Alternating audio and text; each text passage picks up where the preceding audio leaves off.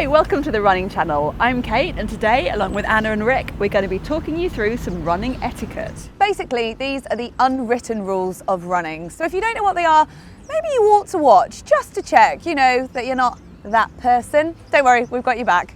The first unwritten rule of running is subscribe to the Running Channel. So hit subscribe and tap the bell icon so you get notified when we upload videos just like this one. Running 2 or 3 abreast on a busy path is the equivalent to sitting in the middle lane of a motorway. Do it mindlessly and you'll have no one else to blame but yourself if you get sworn at or pushed into a canal. Some runners like to zone out on a run and not say hello to anyone, but others enjoy that enormous feeling of well-being and camaraderie that a run provides. So if you see someone coming towards you, then make sure you give them a wave, as long as they've not committed a robbery or escaped from prison, and enjoy that enormous sense of shared humanity that running gives to you. Running to somewhere makes a lot of sense, and if you're running to somewhere that has a shower, that's obviously brilliant. But if you're running and then getting on public transport, then the only reasonable thing to do is to stand by the door, silently sweating, looking longingly at the seats, and making sure that you do not ruin somebody else's journey.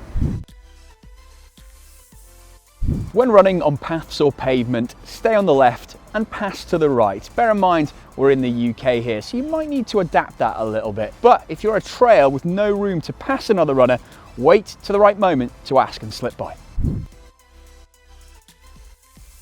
Cyclists and runners get along just fine when there are fine lines to divide them. But to cross that line by running on an allocated cycle lane, for example, is to cross that line. And this is what you will hear. You cross the line. And that's just the polite version. So a crossed line is like a cross human. Best avoided.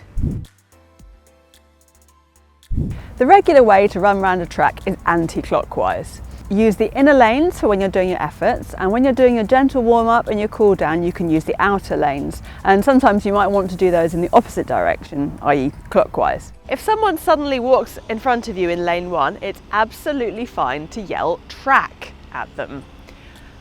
Track! But if you're in your effort and you're just coming up behind someone who's maybe just running at a slightly slower pace than you, you simply overtake them by moving out to the right, passing them and coming back in again. What you do not do is yell track at someone who is simply doing that and doing their own efforts. They have the absolute right to be there just as you do.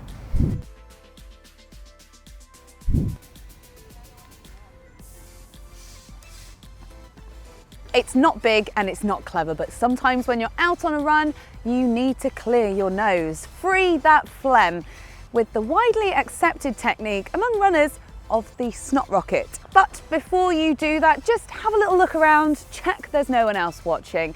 And if there are, then just wait. Same goes for spitting. If you absolutely have to do it, make sure it is well away from other people.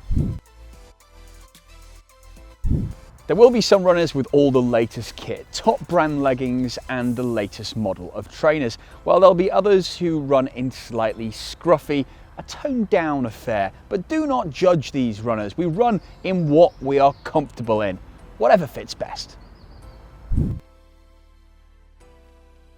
Don't do it, seriously. Put that empty gel packet back in your pocket or look for a bin nearby. Or failing that, use a little bit of the sticky gel left in there to stick it to your face until you get home. At the risk of sounding like a public information film, do you think it's really sensible to turn your music up so loud that you can't hear cars, or sprint across the road just because you don't want to interrupt your tempo session, or run across blindly in front of oncoming traffic? Do you? Really? No, I didn't think so. We may be runners, but we're not invincible. On race day, don't just stop dead when going to water stations or crossing the finishing line, not unless you want to cause a multi-person pile-up. And if you do, you need to have a long, hard look at yourself. So there you have it, Running Etiquette 101. The unwritten rules that you never knew you needed to know about running. So own up then, do you do any of those that you shouldn't? Tell us in the comments below and give us some more if you've got any. Don't forget to subscribe to the running channel as well and give us a thumbs up if you've liked this video too, and we'll see you next time.